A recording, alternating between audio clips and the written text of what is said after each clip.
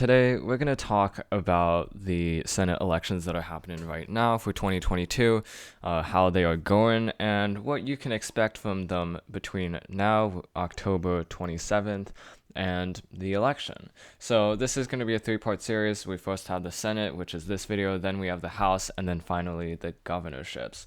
So, let's jump straight into it. This was our October 14th outlook in partisanirony.com.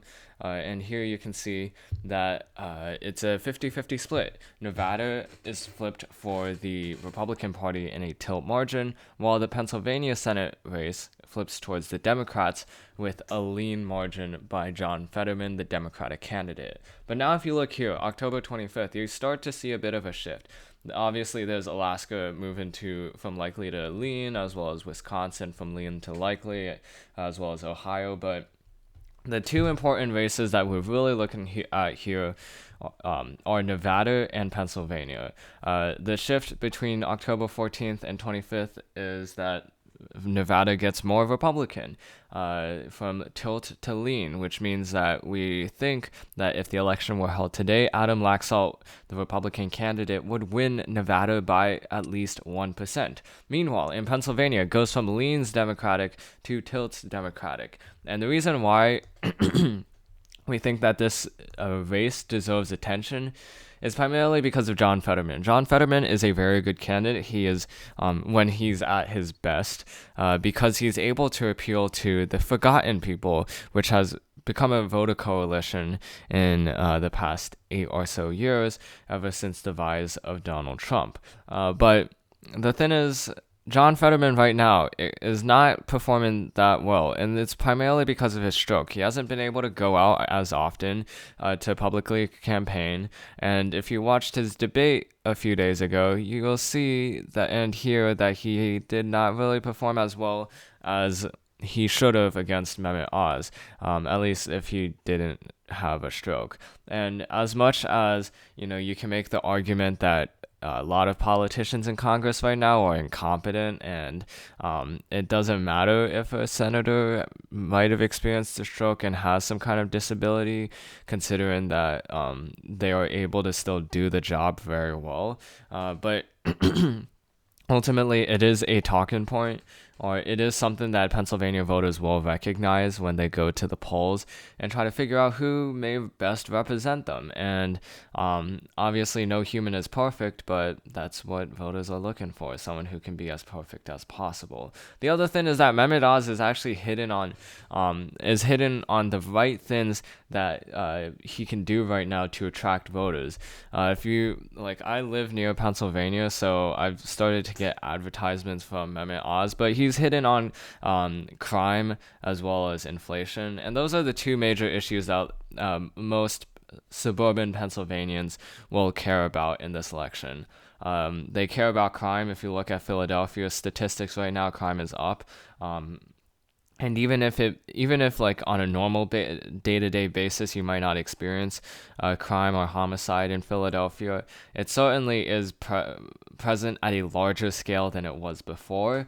And that makes a lot of suburban Pennsylvanian voters who commute to the city a lot more afraid about their living conditions. So because of that, Mehmet Oz has been striking Fetterman hard on this issue, doing a ton of op-ed research. And honestly, Fetterman could easily just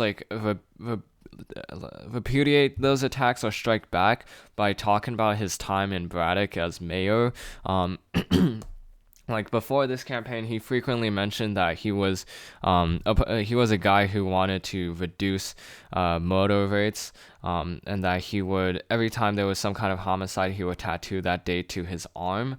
I'm not sure why he doesn't mention that more right now, considering Mehmet Oz's attacks, but the fact that he isn't able to strike as hard as he was before in terms of responding to opposition research, it just makes his campaign harder to win. And that's why we have it as tilt status. Now, we're at a precarious point for the Democrats and for the Republicans right now. because at least in this race, because if the polls start to show Mehmet Oz in the lead, then that's it. Dr. Oz will become the next senator from Pennsylvania, because it's not likely for those polls to shift back to Fetterman in less than 2 weeks from now. So that's a really important thing to note, which is why in the next several days we will certainly be watching these polls to see if these polls strike for Oz, because once they do, there's no going back. If Fetterman keeps it at 2%, then then he will probably be able to win, especially if it's from polls like the Trafalgar Group. That are projecting those kinds of margins for Fetterman. So that's what's to note in the Pennsylvania Senate race. And then obviously before we have the Nevada Senate race. This race was always going to be competitive. I'm not quite sure why 538 had Catherine Cortez Masto so high, but there are a few reasons as to why this race is turning towards the Republicans' direction. The first thing is that Republicans have been able to make some ground in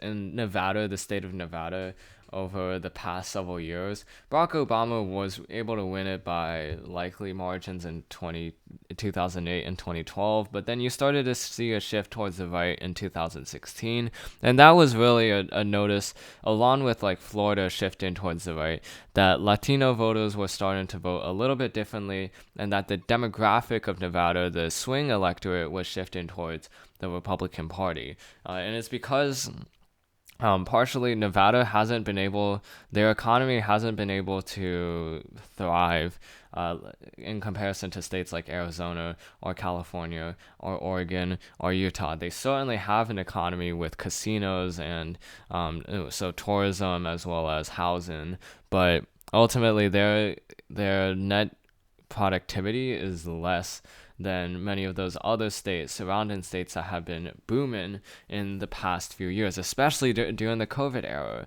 If you remember that, which you probably would, I mean, Nevada's tourism industry effectively had to shut down for a year or so, and that cost a lot of workers their jobs, and it hurt the overall welfare of that state. So those shifts in the economy, with a lack of development, a lack of growth, and a lack of diversification, it has led many voters, especially union voters, to reconsider their vote for the Democratic Party. Harry Reid is no longer around, and the Democratic machine in Nevada has started to disintegrate with their leadership a couple of months ago, I think either the beginning of this year or last year, completely dissolving because of a progressive takeover, and that has led to a lot of disorder within that state, and as a result, you're starting to see the effects of that, where Republicans start to gain back.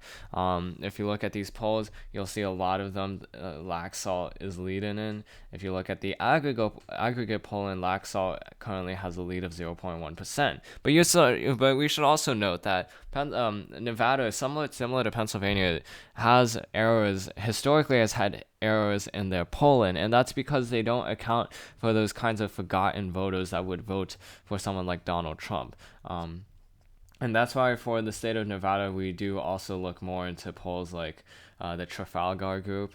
Now, admittedly, the Trafalgar Group is not as effective in their accuracy. It's not as accurate in Nevada as it is in Pennsylvania, where in Nevada it's a little bit more to the right than what the actual result is. But if you look here, it's a 4-point lead for Laxalt. If you look at SSRS, the likely voter count, Laxalt leads by 2 points. And as we get closer to the election, likely voters will start to matter more than registered voters. So yeah, it's important to note these distinctions. It's important to note the trends that are happening, and you also have to kind of think about the candidates themselves. Adam Laxalt, he's, I believe, the grandson of a former U.S. senator named Paul Laxalt. And then the other thing is that Catherine Cortez Masto is simply not that public. The Senate role is supposed to be a very public job, considering that you are a public servant. But for Catherine Cortez Masto, she just hasn't been able to make a name for herself in the past 6 years as U.S. Senator. And because of that, it's given the opportunity for someone like Adam to start to gain in the polls and start to connect with voters in a way that CCM wasn't able to do. So those are two of the most major races that we're watching in the Senate. You should also look out for Georgia, but honestly, I think at this point it's going to go for the Democratic Party, given the scandals that Herschel Walker had, and given that Raphael Warnock has been a really good campaigner. So those are the two races that we're watching, along with Georgia, and that is what to note. I think that ultimately we have to look at the polls in Pennsylvania between now and next week to see what will happen, and then in Nevada at this point. Within the next week, if Catherine Cortez Masto does not win in every single one of those polls that isn't sponsored by Republican Party, by the Republican Party or by Adam Laxalt, then at that point we can probably say that Adam will win that seat against CCM. So yeah, the Senate is very competitive this year, as it was last time. So right now we have it as 50-50, but it could be 51-50. It could be 51. Well, it could be 51 for any party, or it could be 50 for the Democratic for the Democratic Party. So that's the end of this video. I hope you enjoyed it. This video is now adjourned, and I'll see you in the next one.